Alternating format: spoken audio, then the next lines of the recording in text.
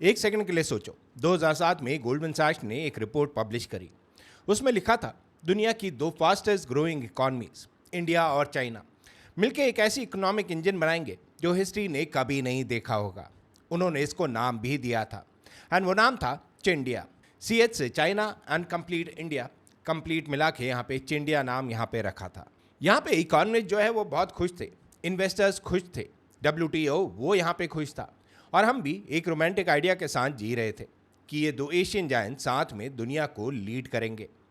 And यहीं से हम लोग फास्ट फॉरवर्ड करते हैं 2024 में। 2024 में क्या हुआ था? गलवान वैली में 20 इंडियन सोल्जर्स शहीद हुए। इंडिया ने 300 से ज़्यादा चाइनीज़ ऐप जो है वो बैन की, जहाँ पे कुछ नाम टिकटॉक, पबजी, वीचैट सब के सब गॉन। दोनों देशों की आर्मीज हिमालय की बर्फ में आज भी एक दूसरे को घूर रही है। और बिजनेस में एप्पल ने क्वाइटली अपनी आईफोन असेंबली फॉक्सकॉन्स के थ्रू टाटा के हाथ में दे दी। चेन्नई और हसूर में वो फैक्ट्री जो कभी जैंघाओ में थी अब तमिलनाडु में धक धक कर रही हैं। ये चीज़ें जो है वो चेंज ज़रूर हुई इन 2024, बट इसी के साथ एक सवाल आता है एंड सवाल है कि क्या चिंदिया सच में ख़त्म हो गया है या ये एक सिर्फ पॉलिटिकल ड्रामा है जिसमें कुछ साल के बाद यहाँ पे कर्टन गिरेगा और दोनों देश वापस बिजनेस पार्टनर्स बन जाएंगे। ऐसे क्वेश्चन लोग भी पूछ रहे हैं। आज के इस वीडियो में हम ये समझेंगे कि why this breakup is not temporary. ये सिर्फ दो देशों का झगड़ा नहीं है, ये एक मैसिव जियोपॉलिटिकल रीअरेंजमेंट है जिसमें America, Europe, chips, solar panels, medicine और इंडियन ओवरसीज सब कुछ यहाँ पे इन्वॉल्व है। और इसके सेंटर में एक क्वेश्चन है जो हर इंडियन को पूछना चाहिए, क्या इंडिया चाइना की फैक्ट्री बन सकता है या क्या हम लोग एक अलग गेम जो है वो खेल रहे हैं?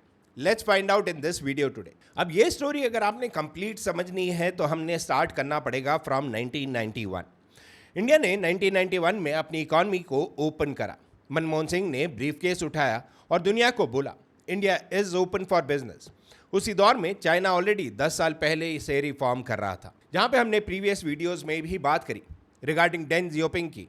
स्पेशल इकोनॉमिक जोन्स पूरी तरह ब्लूम हो चुके थे एंड ये चीज़ चाइना बहुत टाइम से करता आ रहा था। बट फिलहाल यहाँ पे बात करनी ज़रूरी है अबाउट दी पास्ट। दोनों देश वो गरीब थे, दोनों के पास एक चीज़ थी जो वेस्ट के पास नहीं थी, billions of cheap hard working people. And ये कहीं ना कहीं सबसे बड़ा एडवांटेज था इन दोनों कंट्रीज़ के पास। बट फिर भी यहाँ पे दोनों ने अलग अलग लाइन जो है वो पिक करी। चाइना ने फिर भी यहाँ पे चूज़ किया मैन्युफैक्चरिंग, जहाँ पे उन्होंने बोला कि वर्ल्ड की फैक्ट्री बन जाओ, जहाँ पे वो सब कुछ बनाने की सोच रहे थे। टॉयज़ हो गया, इलेक्ट्रॉनिक्स हो गया, स्टील हो गया, मेडिसिन हो गया, सोलर पैनल्स हो गए, जूते हो गए, और दुनिया को एक्सपोर्ट करेंगे जिस चीज़ में यहाँ पे चाइना जो है वो बिल्ड हुआ। But India on the other hand उसने यहाँ पे चूज़ किया सर्विसेज, वर्ल्ड का बैक ऑफिस बन जाओ। चाहे हम यहाँ पे IT सेक्टर की बात करें, BPO की बात करें, सॉफ्टवेयर की बात करें, काफ़ी बड़े नाम, काफ़ी बड़ी कंपनीज जो है वो इंडिया में भी इस्टेब्लिश हुई। इन्फोसिस, विप्रो, TCS, ये ब्रांड्स उसी सोच की प्रोडक्ट है आज के टाइम में। एंड फॉर अ वाइल यहाँ पे ये पार्टनरशिप जो है वो एक्चुअली में काम करने लगी थी इनिशियली। अब ये सुनो, हैदराबाद में एक फार्मा कंपनी है जिसका नाम आई एम श्योर आप लोगों ने सुना होगा, जिसका नाम है डॉक्टर रेड्डी। इंडिया की टॉप ड्रग कंपनीज में से एक है। वो जेनरिक मेडिसिन बनाते हैं जो पूरी दुनिया में भेजते हैं। उनके पास वर्ल्ड क्लास साइंटिस्ट है, FDA अप्रूव्ड यहाँ पे प्लांट्स भी पड़े हुए। लेकिन उनकी मेडिसिन में एक क्रिटिकल इंग्रेडिएंट जिसका नाम है यहाँ पे एक्टिव फार्मास्यूटिकल इंग्रेडिएंट यानी APIs, वो कहाँ से आता है ज़रा इसके बारे में सोचें। चाइना से 70%। मतलब इंडिया दुनिया को दवाई बेचता है, लेकिन उस दवाई के अंदर जो सोल है, वो केमिकल, वो चाइना यहाँ पे बनाता है। ये था इंडिया का एक्चुअल मॉडल। कॉम्प्लीमेंट्री डिपेंडेंसी यहाँ पे एक दूसरी कंट्री के ऊपर थी, एक दूसरे की यहाँ पे ज़रूरत थी दोनों कंट्रीज़ को। अब सोलर पैनल की ही बात कर लो। PM मोदी ने 2030 तक 500 गीगावाट रिन्यूएबल एनर्जी का टारगेट रखा है। बहुत बड़ी बात है ये। India clean energy super power बनेगा एंड हम सब लोग यहाँ पे खुश हैं। लेकिन ये सोलर पैनल कहाँ से आते हैं? चाहे हम किसी भी यहाँ पे कंपनी की बात करें, इंडिया की ग्रीनेस्ट कंपनीज की, चाहे हम लोग यहाँ पे बात करें, उनके सोलर प्रोजेक्ट चाइना से इंपोर्ट किए पैनल पर डिपेंड करते हैं। और पॉलीसिलिकॉन जो सोलर सेल का बेस है, उसका 80% प्रोडक्शन सिर्फ चाइना में होता है। दुनिया में और कोई इतना प्रोड्यूस नहीं करता इसको वर्ल्ड वाइड। तो यस, इंडिया यहाँ पे चाइना के ऊपर डिपेंडेंट ज़रूर है। तो ये था चिंडिया, इंडिया का ब्रेन, चाइना का ब्रॉन, इंडिया का सॉफ्टवेयर, चाइना का हार्डवेयर, एक दूसरे के बिना यहाँ पे इनकम्प्लीट से नज़र आते थे। बट फिर क्या हुआ? यहाँ पे चीज़ें जो है वो चेंज होने लगी drastically. Donald Trump Oval office में बैठे हैं और एक एग्जीक्यूटिव ऑर्डर जो है वो साइन करते हैं, जहां पे वो बोलते हैं 25% tariff on $34 billion worth of Chinese goods, और फिर उसको इंक्रीज करा गया और फिर उसको और ज़्यादा इंक्रीज करा गया। ये ट्रेड वॉर का आगाज था, लेकिन ये सिर्फ टैरिफ्स के बारे में नहीं था, ये एक डीपर पैनिक का सिम्टम भी था। अमेरिका ने यहाँ पे रियलाइज कर रहा था कि हमने चाइना को इतना पावरफुल कैसे होने दिया और इतने सारे क्रिटिकल गुड्स के लिए हम उस पर डिपेंडेंट क्यों हैं आज के टाइम में। यहाँ पे कुछ एग्जांपल्स की भी बात करते हैं। मार्च 2020 में जब कोविड पैंडेमिक था, दुनिया भर में फैक्ट्रीज बंद हुई और फिर एक चीज़ होती है जो किसी ने प्रेडिक्ट नहीं की थी, चिप्स खत्म हो गए थे, PlayStation 5 नहीं मिल रहा था, कार्स नहीं बन रही थी। यहाँ पे कार्स की कंपनी जैसे कि फोर्ड हो गई, GM हो गई, टोयोटा हो गई, सब अपने प्लांट्स यहाँ पे बंद कर रहे थे, क्योंकि मॉडर्न कार्स में 1000 से भी ज़्यादा सेमीकंडक्टर चिप्स लगते हैं, रेफ्रिजरेटर्स में चिप्स हैं, वॉशिंग मशीन में हैं, और ये सब चिप्स मेनली ताइवान में एक कंपनी बनाती है जिसका नाम है TSMC। और ताइवान के पास चाइना का शैडो है जो इसको अपना प्रोविंस मानता है आज के टाइम में भी। अमेरिका ने सोचा अगर कल को चाइना ताइवान पर अटैक करे तो दुनिया की चिप सप्लाई ओवरनाइट खत्म। ये अनएक्सेप्टेबल है। इसी पैनिक ने जन्म दिया चिप्स एक्ट 2022 का, जहां पे $52 बिलियन अमेरिका में चिप्स मैन्युफैक्चरिंग लाने के लिए इंटेल, TSMC, सैमसंग सबको अमेरिका ने यहाँ पे इनवाइट करा अपने पास। अब आओ एप्पल की कहानी पे, और ये कहानी भी बहुत ज़्यादा इंटरेस्टिंग है। 2010 की अगर हम लोग बात करें, 2010 में एप्पल का 90% प्रोडक्शन वो चाइना में था, मेनली फॉक्सकॉन के थ्रू, जेंगजू सिटी में। उस सिटी को लोग आईफोन सिटी कहते थे। 3 लाख वर्कर्स एक फैक्ट्री में, world's most efficient supply chain, ये सब चीज़ें चाइना के पास थी। लेकिन फिर क्या हुआ? कोविड लॉकडाउन्स हुए, जहाँ पे चाइना ने अपनी जीरो कोविड पॉलिसी के अंदर जेंगजाओ फैक्ट्री जो है वो बंद कर दी। थाउजेंड्स ऑफ वर्कर्स जो है भाग गए। एप्पल का आईफोन 14 प्रोडक्शन 6 मिलियन यूनिट से ज़्यादा पीछे हो गया था। 6 मिलियन यूनिट्स एक कंपनी के लिए, इमेजिन करो ये लॉस कितना ज़्यादा बड़ा है। टिम कुक बोर्ड रूम में बैठा और उसने एक डिसीजन लिया जो हिस्ट्री में लिखा जाएगा। वी नीड चाइना +1 स्ट्रैटेजी, मतलब चाइना से पूरी तरह निकलो मत, वो अभी भी बहुत इंपॉर्टेंट है, ये सब लोग जानते हैं, लेकिन एक और ऑप्शन जो है वो डेवलप करो, और वो ऑप्शन यहाँ पे इंडिया बना। 2022 में फॉक्सकॉन ने चेन्नई के पास एक प्रोडक्शन जो है वो शुरू करी, और 2023 में टाटा इलेक्ट्रॉनिक्स ने विस्टॉन का इंडिया प्लांट खरीदा और आईफोन बनाने लगा। ये पहली बार था कि किसी इंडियन कंपनी ने एप्पल प्रोडक्ट्स जो है वो मैन्युफैक्चर करे। 2024 तक इंडिया का आईफोन एक्सपोर्ट जो है वो $12 बिलियन जो है वो क्रॉस कर गया। एक साल पहले $3 बिलियन था। ये नंबर्स आपको जानने ज़रूरी हैं, बिकॉज ये प्रोग्रेस जो है वो इंडिया ने करी। ये सिर्फ एक फ़ोन की कहानी नहीं है, ये एक टेक्टोनिक शिफ्ट की कहानी है जो हम सबके सामने यहाँ पे हो रही है, जो हम सबके सामने यहाँ पे हुई भी है। अब हम ज्योग्राफी समझते हैं, और ये शायद सबसे इंपॉर्टेंट पार्ट है जो मेन स्ट्रीम मीडिया में कम डिस्कस होता है, जो शायद आपको कभी भी नहीं दिखाता। एक मैप देखते हैं इंडियन ओशन का। वर्ल्ड की 80% ऑयल ट्रेड, 50% कंटेनर ट्रेड, ये सब इंडियन ओशन से होती है। मुंबई से सिंगापुर, दुबई से शंघाई, रॉटरडैम से चेन्नई, ये सब रूट्स यहाँ से गुजरते हैं। अब चाइना ने क्या किया? उन्होंने अपना string of pearls strategy start करी, मतलब इंडियन ओशन के चारों तरफ अपने फ्रेंडली पोर्ट जो है वो डेवलप करो। श्रीलंका का हेम्बनटोटा पोर्ट चाइना ने लोन दिया, श्रीलंका डेट में डूब गया, पोर्ट चाइना को यहाँ पे दे दिया। पाकिस्तान का गोडार CPEC के थ्रू चाइना का पोर्ट, म्यांमार में पोर्ट, बांग्लादेश में इन्वेस्टमेंट, डिजिबाउटी में चाइना का पहला ओवरसी मिलिट्री बेस, ये सारी चीज़ें जो है वो चाइना ने करी। एक एक करके यहाँ पे चाइना ने इंडिया को घेरने की कोशिश करी। अब यहाँ पे एक और एग्जाम्पल समझते हैं।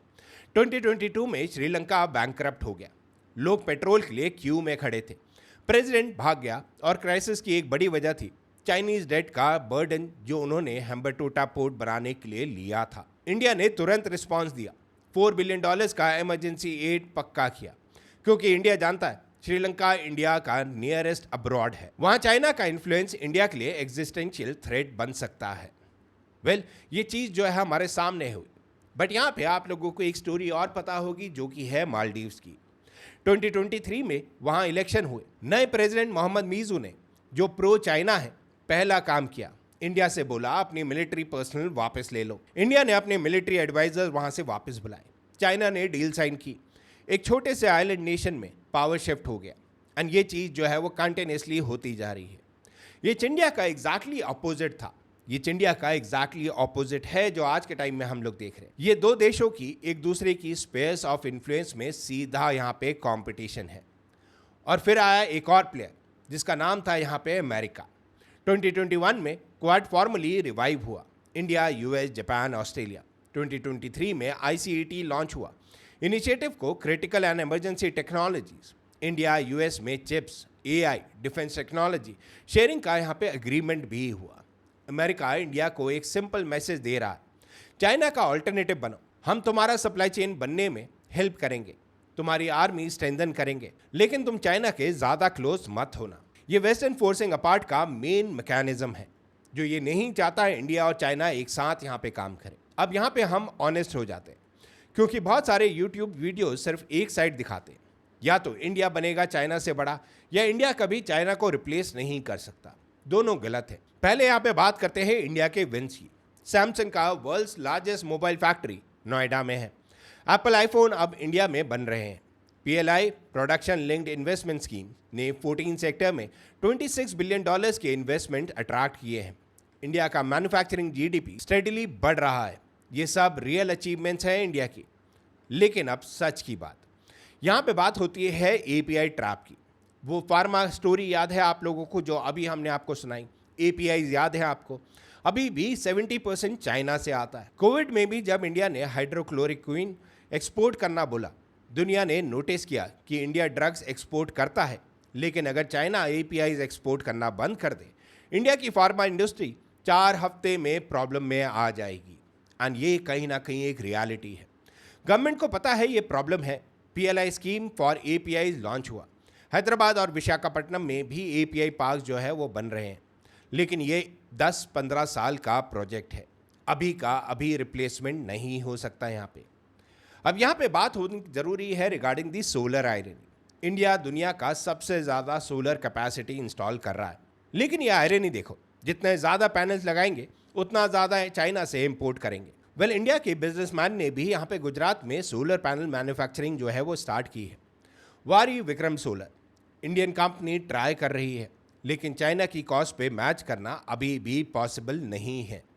चाइनीज सोलर पैनल इतने सस्ते क्यों हैं? क्योंकि जंगजियांग में जहां यूगर फोर्स लेबर के एलिगेशंस हैं, पॉलीसिलिकॉन बहुत चीप प्रोड्यूस होता है।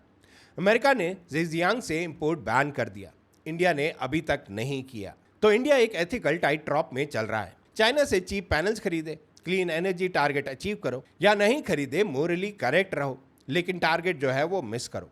ये चीज़ें जो है वो इंडिया के सामने है। वेल, यहाँ पे बात करनी ज़रूरी है regarding the infrastructure as well. एक फैक्ट्री बनाना काफ़ी नहीं है। फैक्ट्री के पास रोड चाहिए, रिलायबल इलेक्ट्रिसिटी चाहिए, पोर्ट्स चाहिए, स्किल्ड वर्कर्स वो चाहिए। चाइना ने ये 30 साल में बिल्ड किया। $4 ट्रिलियन इंफ्रास्ट्रक्चर इन्वेस्टमेंट। शेनज़ेंग 1980s में एक फिशिंग विलेज था, आज वो वर्ल्ड का यहाँ पे टेक्नोलॉजी हब है। इंडिया अभी भी किसी किसी जगह लोड शेडिंग से जूझ रहा है। गुजरात और तमिलनाडु में इंफ्रास्ट्रक्चर अच्छा है, इसलिए वहाँ इन्वेस्टमेंट्स आ रही हैं, लेकिन जैसे स्टेट्स हो गए बिहार, यूपी में फैक्ट्रीज क्यों नहीं आ रहे? Well, the real problem is the infrastructure. Well, यहाँ पे एक और प्रॉब्लम है जिसके बारे में शायद कोई बात नहीं करता, एंड ये एक इंटरेस्टिंग डेटा पॉइंट है। इंडिया का लेबर चाइना से चीपर है, तो होना तो चाहिए कि सब फैक्ट्रीज इंडिया में आए, लेकिन कंपनीज वियतनाम, बांग्लादेश और कंबोडिया देख रही हैं, क्योंकि चीप लेबर अकेला यहाँ पे फैक्टर नहीं है। Ease of doing business, worker skills, यहाँ पे सप्लाई चेन इकोसिस्टम, ये सब भी यहाँ पे मैटर करता है। एंड यहीं पे बात करनी ज़रूरी है रिगार्डिंग फॉक्सकॉन। 2022 में फॉक्सकॉन और वेदांता ने गुजरात में सेमीकंडक्टर प्लांट की प्लान करा। 2022 में फॉक्सकॉन और वेदांता ने गुजरात में सेमीकंडक्टर प्लांट का प्लान बनाया। $19 बिलियन इन्वेस्टमेंट। मोदी साहब खुद एक्साइटेड थे। चिप प्लांट इंडिया में। 2023 में फॉक्सकॉन ने पार्टनरशिप से हाथ खींच लिया। क्या हुआ? वेल, इनसाइडर्स ने बोला कि टेक्नोलॉजी ट्रांसफर में दिक्कत आई। वेदांता के पास सेमीकंडक्टर एक्सपर्टीज नहीं थी और नेगोशिएशंस ब्रेक डाउन हो गई। अभी नया पार्टनर ढूंढा जा रहा है। टाटा ग्रुप पावर चिप्स के साथ डील कर रहा है। वेल, ये एक क्लियर लेसन जरूर है जहां पे manufacturing rival enthusiasm does not equal to manufacturing reality. And ये चीज़ अगर आपको समझ में आ रही है तो आपको अभी तक की स्टोरी यहाँ पे कंप्लीट समझ में आई होगी। बट इसके बाद इंडिया क्या करे, मैं तुम्हें 3 चीज़ें बोलूँगा जो एक्चुअली मैटर करती हैं। पहली बात, D couple smart not fast. China से रिलेशनशिप तोड़ना एक दिन में पॉसिबल नहीं है और होना भी नहीं चाहिए। अभी के लिए चाइना से कुछ चीज़ें लेनी पड़ेगी, चाहे हम एपीआईज की बात करें, सोलर पैनल्स की बात करें, कुछ यहाँ पे रॉ मटेरियल्स की बात करें, लेकिन पैरेलल में डोमेस्टिक ऑल्टरनेटिव्स में इन्वेस्ट करो। दोनों करो, डिपेंडेंसी ग्रेजुअली कम करो। दूसरी बात, इंडियन ओशन में अपनी पोजीशन यहाँ पे पक्की करनी भी ज़रूरी है। इंडिया का एक्चुअल कॉम्पिटिटिव एडवांटेज जियोग्राफी है। हम इंडियन ओशन के सेंटर में हैं। अगर इंडिया अपने पोर्ट्स को यहाँ पे डेवलप करे, अगर इंडियन नेवी यहाँ पे स्ट्रांग रही, तो इंडिया इस रीजन का नेचुरल एंकर है। चाइना को स्ट्रिंग ऑफ पर्ल से यहाँ पे काउंटर करना है, नेकलेस ऑफ डायमंड से। इंडिया के friendly relation Sri Lanka, Maldives, Mauritius, Seychelles के साथ आज भी बने हुए हैं। तीसरी बात, चिप वॉर में अपनी लेन ढूंढो। इंडिया टीएसएमसी या इंटेल नहीं बन सकता ओवरनाइट, लेकिन इंडिया चिप डिजाइन में ऑलरेडी स्ट्रांग है। बेंगलुरु में इंटेल, क्वालकॉम, टेक्सास इंस्ट्रूमेंट्स के R&D सेंटर्स हैं। Design chips here, manufacture them in Taiwan और अमेरिका, असेंबल इन इंडिया। ये एक रियलिस्टिक मॉडल यहाँ पे बन सकता है, जरूर बन सकता है। बट 1947 में जब इंडिया आज़ाद हुआ, चाइना 1949 में कम्युनिस्ट रेवोल्यूशन के बाद खड़ा हुआ। दोनों एक ही वक्त पे गरीब थे, दोनों के पास बिलियंस एस्पिरेशंस थी। एक ने चूज किया फैक्ट्री, एक ने चूज किया डेमोक्रेसी। डिकेड्स बाद दुनिया फोर्स कर रही है, चूज योर साइड। और ये इंडिया का ओवर नहीं है, एग्जैक्टली ये ट्रांसफॉर्मेशन है। एक ऐसे वर्ल्ड में जहां chips, battery, solar panel, medicine, ये सब वेपन्स बन गए हैं। इंडिया को डिसाइड करना है कि वो कौन से वेपन खुद बनाएगा। वेल, ये रेस इतनी सिंपल नहीं है जितना हम लोगों को बोलने में लगती है। ये 10 साल की रेस नहीं, 50 साल की रेस है और इंडिया के पास यहाँ पे जेन्युइन चांस है। लेकिन सिर्फ अगर हम लोग यहाँ पे रोमांटिक इल्यूजन से बाहर आए और हार्ड ट्रुथ यहाँ पे फेस करें, तब कोई मौका यहाँ पे जरूर है। चाइना इंडिया से ज्यादा बार सोचता नहीं, वो अपना गेम यहाँ पे खेल रहा है। अब इंडिया को अपना खेलना है। वेल, क्या इंडिया वो खेलेगा? वेल, खेल जरूर सकता है, बिकॉज जो भी चीजें हमने बात करी वो बात करी from the point of view of India. Well, अगर ये वीडियो तुम्हारे दिमाग को थोड़ा और ग्लोबली क्यूरियस बना सका तो लाइक जरूर करना, और ये चैनल के लिए ऑक्सीजन है। और अगर तुम चाहते हो कि हम डीप डाइव करें कि इंडिया की चिप वॉर स्ट्रैटेजी पे या चाइना के सीक्रेट फार्मूला पे जिससे उन्होंने इतनी फास्ट मैन्युफैक्चरिंग बिल्ड करी, तो सब्सक्राइब करो। वो वीडियो ऑलरेडी प्लान में है। मिलते हैं अगली वीडियो में, तब तक सोचते रहो, समझते रहो। Stay healthy, stay wired.